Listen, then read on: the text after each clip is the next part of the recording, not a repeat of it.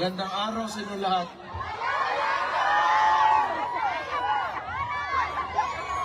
Kumusta naman kayo? Okay lang, Lai! Maraming salamat sa lahat ng Day, murag na pinakita tumba. niyong suporta. Alam niyo naman na sa Pilipinas kami, yung tatay ko nandito ngayon, di ko pa nakikita. Kakarating ko lang kaninang umaga. Masaya naman ako na makita kayong lahat dito ngayon. Wala lang talaga kaming magawa sa sitwasyon ngayon kasi pag kung makita nyo Tumawat ka tikas yan eh. yung illegal arrest ni PRRD, wala eh, hindi natin gawa talaga ng sindikato. So hindi namin nakita because siguro si PRRD lang kung tatanungin, maybe he trusted the judiciary doon sa Pilipinas. Kung talagang sinunod lang yung saktong proseso, handa naman talaga siyang humarap before the courts, before the Philippine courts. But yung ginawa nila, nakita naman nating lahat na wala talagang due process. So pagdating niya ng Manila galing Hong Kong, may eroplano na dyan. Well, technically, sa nangyari, tawag doon kidnapping talaga. Wala tayong... Pero, siguro okay na lang kasi nandito naman kayo. I'm sure, nalalaman niya man na maraming sumusuporta sa kanya. And very important na, lalo na sa edad niya. He's already 80 years old. Tapos, makulong ka pa. Palungkot talaga masyado yan. So, ito pamingaw kayo. Nalaman niya maraming bigaon dito sa labas naghahintay sa kanya. Masaya na yan. So, hindi ko man ngayon ko makikita si Papa. Maybe tomorrow or the following day, sabihan ko na lang na ako lang yung huli nakapunta dito kasi ako yung naiwan doon sa Davao, mayor kasi ako. So, congratulations! but I'm happy to see you right now and personally magpasalamat sa inyo. And tayo naman lahat dito OFW, lalong-lalo na yung birthday din ni PRRD, ni Papa, no? Buong mundo nag-demonstrate talaga natin yung support natin, hindi man lang talaga particularly sa tatay ko, pero sa anong klaseng gusto natin na Pilipinas na magkaroon tayo. At talagang sigurado ako, hindi yung paraan ng administrasyon ngayon. So makita natin, ngayon din, sa inong eleksyon na nangyari, kung tingnan nyo sa Davao, wala kaming vote buying doon. Yes! For the longest time, talaga dito sa Davao, si Rodrigo Duterte, hindi niya sinanay ang mga taga Davao pagdating sa vote buying. Kasi ang vote buying kasi, gawa lang yan ng kapitalista. Maghanda ka ng pera, tapos pagpasok ng eleksyon, gagamitin mo yung pera na yon para piliin kang tao, para ikaw yung piliin. So, ano ang consequence nun sa lugar nyo? Malamang, kung ikaw politiko ka at negosante ka rin at the same time, ang tendency niyan, babawiin mo yung nawala mo yung pera mo kasi nangapital ka pagpasok mo sa posisyon. Tama! So mahalaga, yun na nga, ever since, ang ginagawa namin sa Davao, kinukuha namin yung mga nagbibigay na those who engage in vote buying, but still, we vote for those who we truly believe should run government. So hindi na natin maiwasan na may mga politiko talaga gumagamit ng pera to convince para mabigay sa kanila yung boto. Pero isipin nyo, pag naglabas ng pera yan, that is what capitalists do. Hindi pwede yan na maglabas ng pera tapos bawiin, hindi nila bawiin. Malabo yan. Pero pwede naman talaga na kung pumasok sila dyan, o di parusahan nyo, you take their money, then you vote for those who sino talaga yung karapat-dapat na mamuno dyan sa lugar. So, nakita natin, tingin ko nga, ang pakiramdam ko sa Pilipinas, slowly, it is going through a transformation. Kasi itong eleksyon na yun, na ito, marami ang mga nanalong kasama natin. Kahit papano sa PDP Laban, yung results na even without the resources that the opponents had, okay yung resulta natin kahit di man pumasok. Pero sige lang, simula pa lang to. At tandaan nyo, si Marcos, 3 taon na yan, gago na yan! Yeah!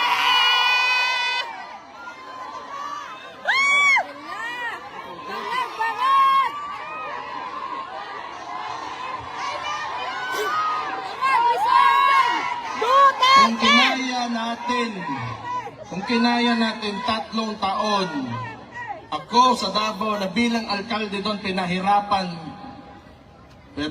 nila ako, wala. Bakit ako malakas? Bakit ang Davao City andyan pa rin ngayon? Bakit si VP, yung kapatid ko, hindi tumitigil? Kasi alam namin na kayong mga Pilipino, kayong mga OFW dito, nasa likod namin lagi. Duterte! Duterte! Duterte! Duterte! Duterte!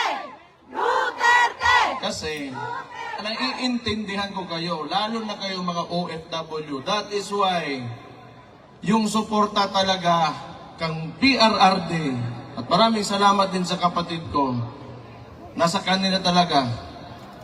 Kasi may point of comparison kayo because you are living outside of the Philippines and lalo na dito sa Netherlands, dito sa mga Scandinavian welfare states, pati yan Germany. Alam nyo, yung pera ng tao na uuwi sa mga tao. Pag yung pera natin, yung buwis natin binabayad dyan sa Pilipinas, ewan ko na potang ina ko nakabalik pa ba yan dyan sa potang ina.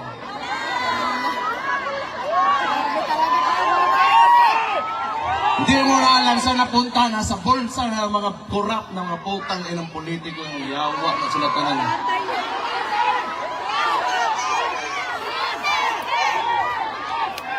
But, you know,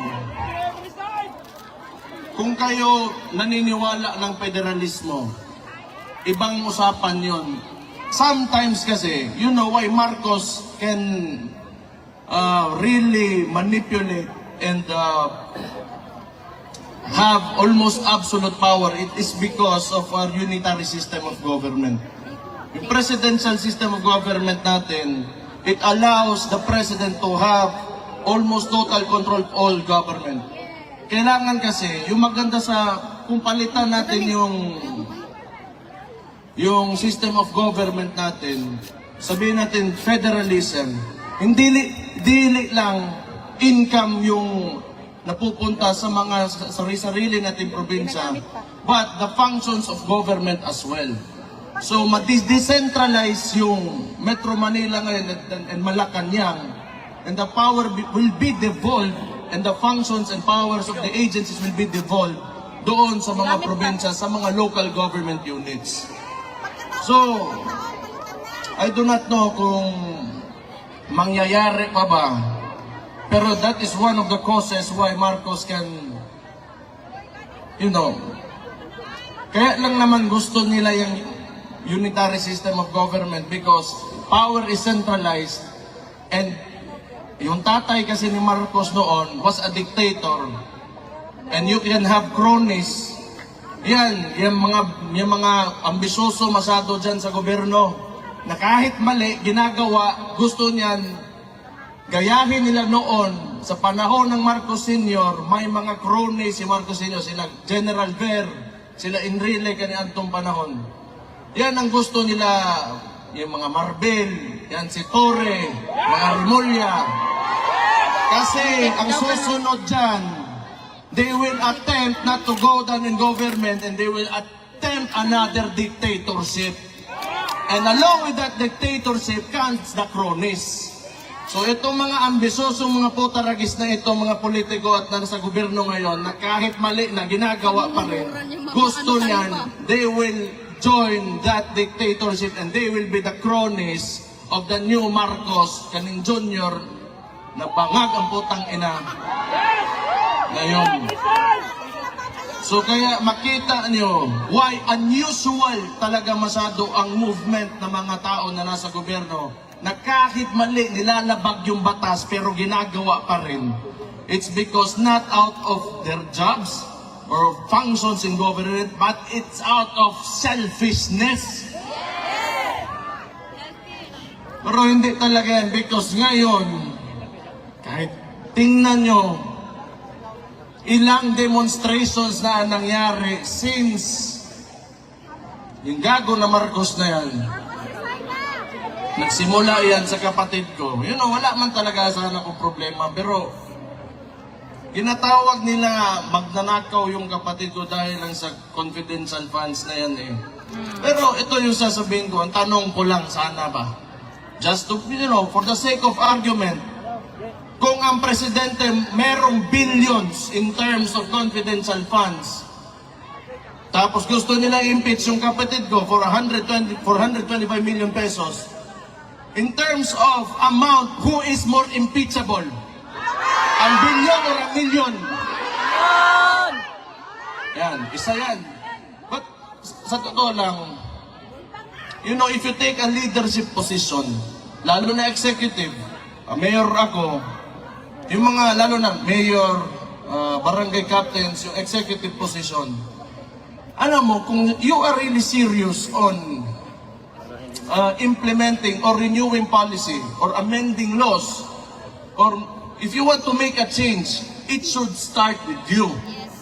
Kung sinasabi sana nitong Marcos na ito na masama may confidential funds, then it should start with him, pababa, so that he will be the example that we will follow. And yet, you are sinisingle out mo yung isang tao. Ano ibig sabihin nun? It's because of politics. When you should be there, nandyan ka to lead the country and fix, you know, what is broken and continue what has already been done. That is good for every peace-loving citizen in the Philippines. Pero anong ginagawa? Ever since, ito lang talaga sa buhay ko, medyo nakita ko noon, Pinoy, before that, Pedro Ramos and Erap, na we are, you know, a bit tolerant when it comes to government, but this is the only time that I've seen the Philippines that is so divided. Tama! And how can you live with that kung nakakadiha? Ikaw, Presidente, unya, you allow your people to suffer and even make lies, hantod karon, imong tag-20 nga bugas, wagya po na niabot. O, John!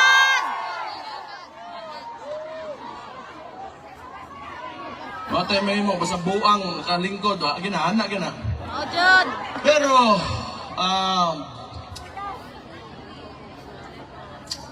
as I said earlier, tanaw na ko, you know, like everybody's really putting it out there ba, kana yung nararamdaman nyo and how you really feel, kung anong gusto nyong direction para sa bansa natin. That's good.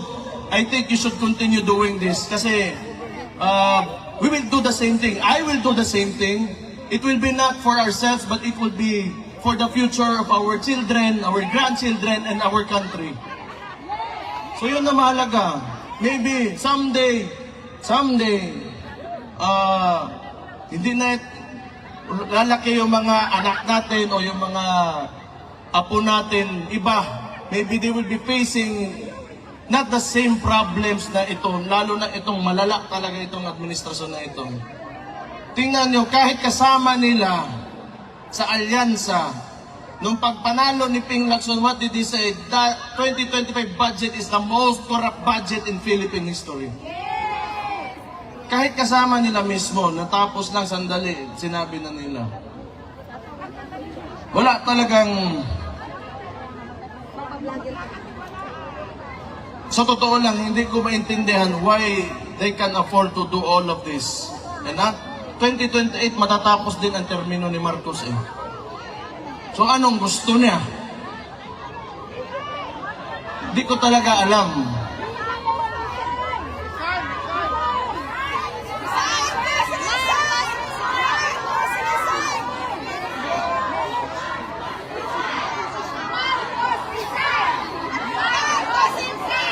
Sana nga talaga. Sinabi ko na yan eh. Noon pa yan. Last year, nung nagsimula to lahat, nakita ko na talaga. Itong, the way they run things, yung pakiramdam nila para silang hari eh. Everybody below them, wala na kayo. You are slaves. Kita niyo Pilipinas ngayon. Sometimes, I don't even want to believe yung mga sinasabi sa akin ng mga kaibigan ko sa ibang lugar. Luckily for us at Davao City, we have been able to maintain the peace and order and the services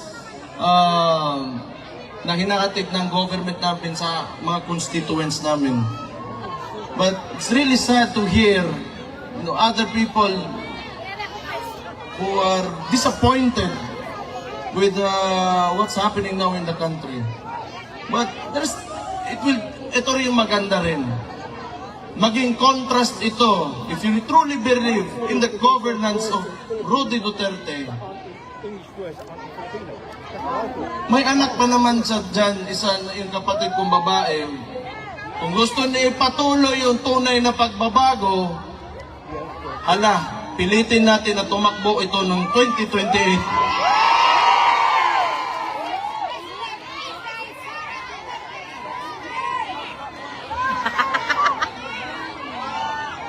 Ano tingin na? 2028, Sara Duterte for President. Magaling. Yes! Woo! Sabihin ko kayo nagsabi ha, nagpatasuntukin ako yan.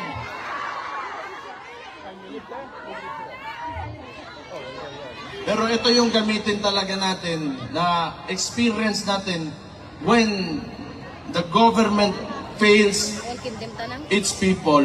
Ito yung best example talaga, itong gobyerno talaga na ito. Kahit man lang sa... Wala, puro kalokohan talaga. Kahit press release, kalokohan, puro kasinungalingan, puro politics.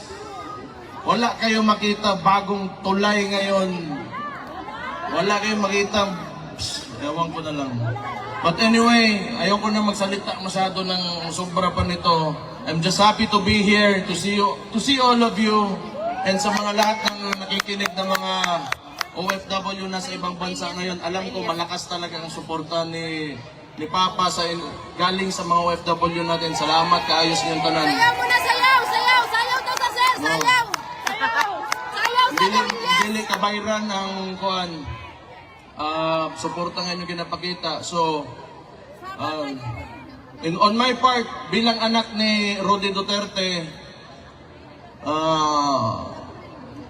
I will look for a way and I will fight for you back in the Philippines when I go back there. May 3 taon pa, hindi nila ako natakot for the first 3 years. And I'm sure hindi nila ako matatakot for the next 3 years. Malabo yan. Malabo yan. Kay mga pisot sila, buisit ang mga kawahan na. Sayaw sa to sir!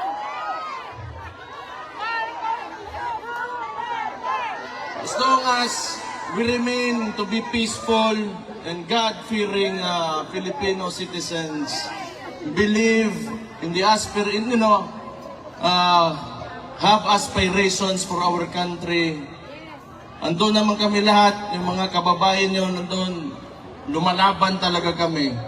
Lahat naman tayo, ang problema lang talaga sa Pilipinas, because of very centralized government, yung mga nasa taas, may mga posisyon, Yung mga matagal na political dynasties, gusto ng ganun eh. Because they can maintain their power. Because it's a conservative form of government. Kasi pag naging progresibo tayo, threatened yung mga positions nila. Gusto kasi nila ituturo lang sa presidente sino malalagay, ganun. Government ngayon is not based on merit, but tingnan nyo. Anong nangyari? You have a chief PNP na 3 ranggo ang tinalunan para maging chief PNP. It's because this is not merit-based promotion. Tama! Pabor-pabor-based promotion eh. Diba? So, balik na ako dito, I have to face that. Basig unsa na po yung buhato na ng diwata. Pusit na yung karana. Lima ka, nagbenta lang ng Paris overload. Sumali ng party list, naging kidnapper, naging chief PNP si Diwata. Oh! Si Raulo. Pero alam nyo, tingin ko, pag magkuha yan ng neuro exam, di yan makapasar. Buang talaga yan. True! No, nobody in their right mind would do what he did. Yung sinakay niya si PRT sa aeroplano because he is a police officer. Tama. He knows the due process. Kung nag-iisip talaga yon, kung sakto yung utak niya, tayo, baksak sa neuro yan. Sigurado ako. Along the way, may bakukang na may suot sa utok, ana ba? Magkakaon siguro, panos nga, pansit. Oo na. Pero nobody in the right mind would do that. That's totally illegal, and you know, the consequences of these actions are heavy, sa totoo lang. But we have a government nga, who doesn't seem to know what the Constitution is. So, anyway, humana naman ang storya. Gusto ko kuhan. Ipaniod to na karon. Sa inyong tanan, mga gwapa o gwapo diha. Oh, naniwala naman kayo.